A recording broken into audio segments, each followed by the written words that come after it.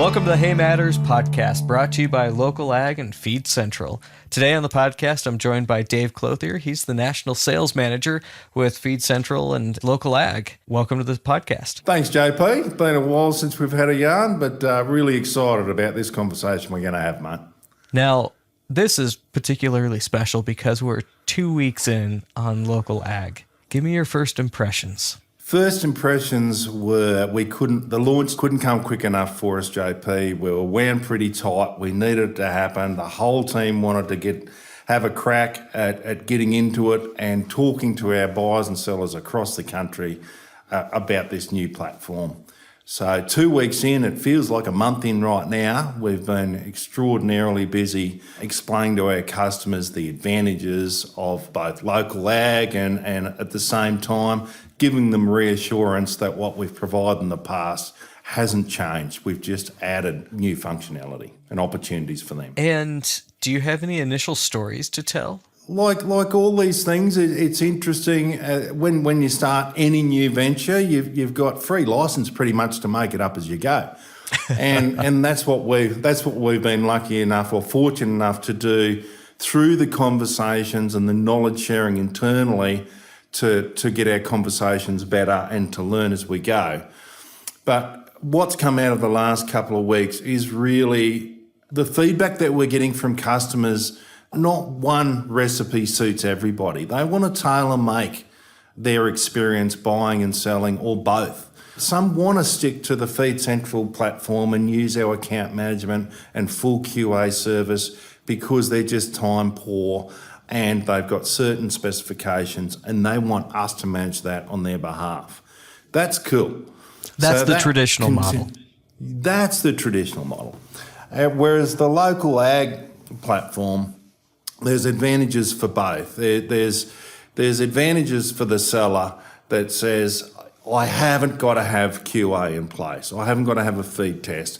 I can sell part truckloads or by the bale or whatever suits. With Feed Central, it had to be full truckloads, so it didn't get advertised once we got below those bale numbers and so forth. So it lets them tailor make it from that side. From the buyer side, it just gives them direct contact. So between them, you've got the two experts talking to each other, which are the buyer and seller of anything, whether it's machinery or livestock or hay, anything in ag. You've got the two experts talking to each other in a transparent platform. Everything's legal. We're capturing everything, so the dispute resolution is an easy process, obviously, if it ever comes to that. But it's just a very welcoming thing. So we have had clients in the first 2 weeks where this one deal could go through LocalAg because it allowed the two parties to talk to each other, cut the deal they wanted, job was done. The other one, the particular product that this guy wanted, or a few customers have wanted, that seller didn't want to deal with the general public. He wanted us to run that side of his business in the background. So we did that deal through the Feed Central trading platform.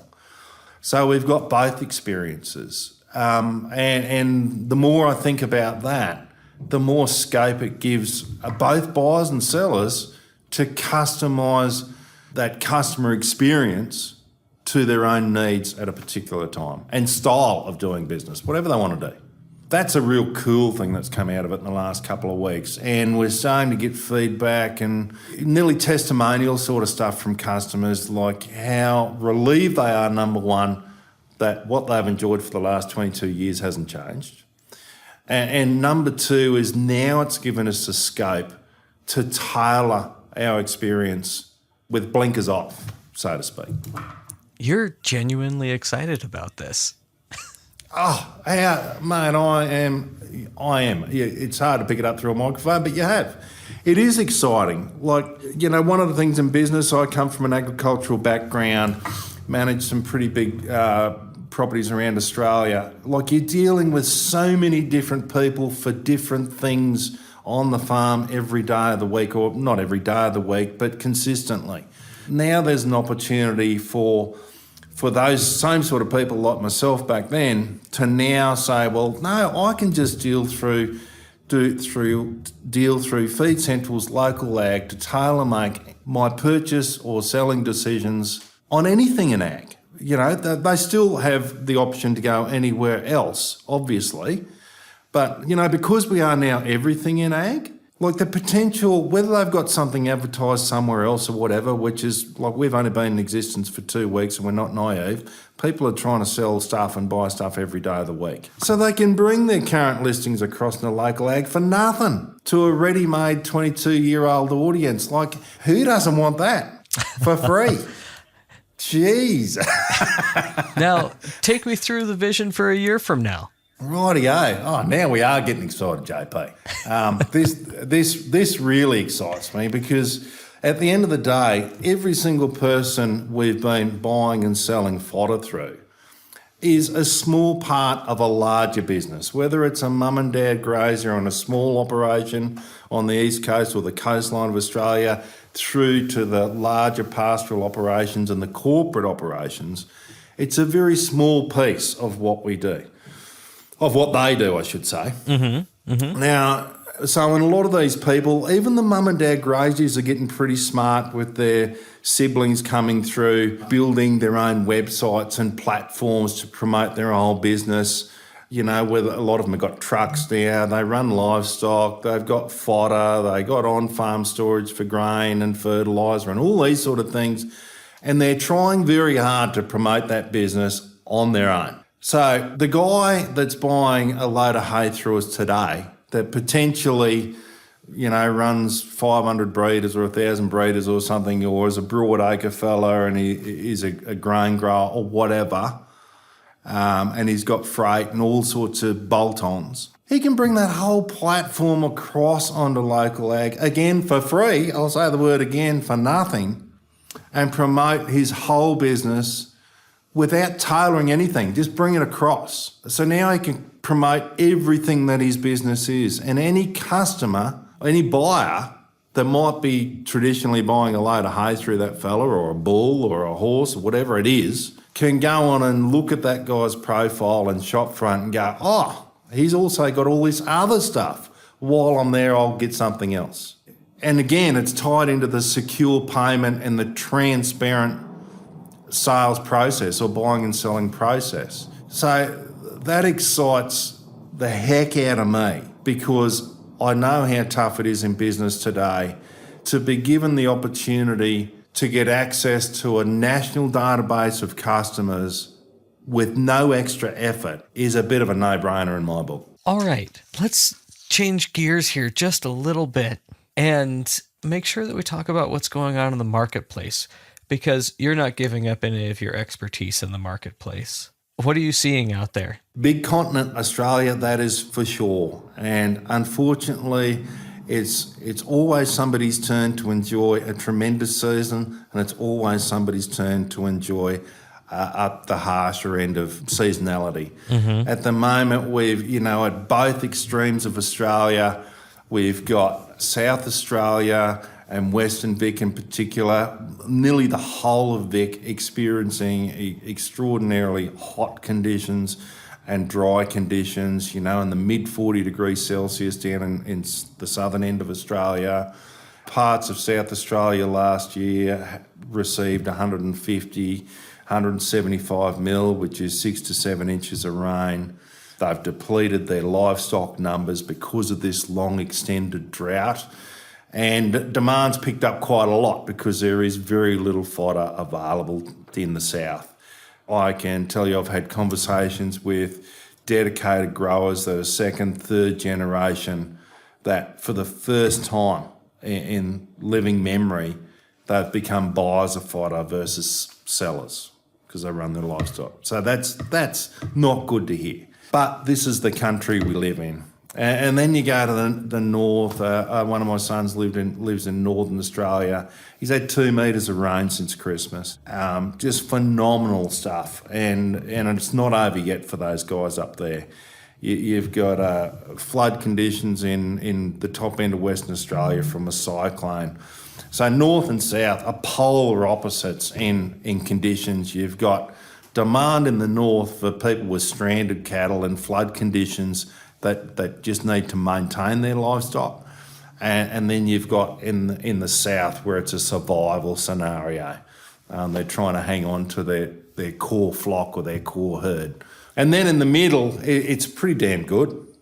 Southern Queensland, northern New South Wales, there's not too many that could argue we've had a pretty good run. There is plenty of feed across, northern New South Wales up into central Queensland. It's just a phenomenal season.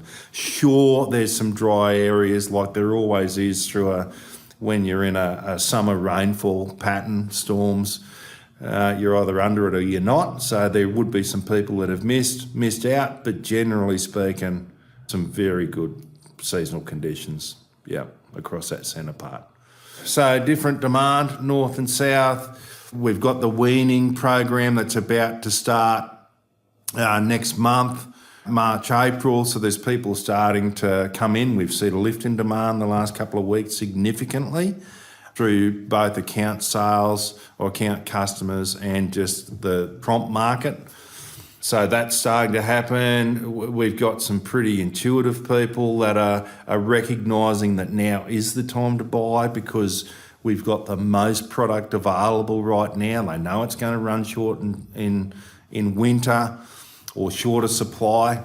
So they're picking the eyes out of what's there and filling their sheds with the best product available. So horses for courses, yeah. If you're talking about shortages, are we seeing those hay prices escalate? It's a bit of fun. Normally we would, and I think, and we certainly will in the months ahead as we get closer to winter.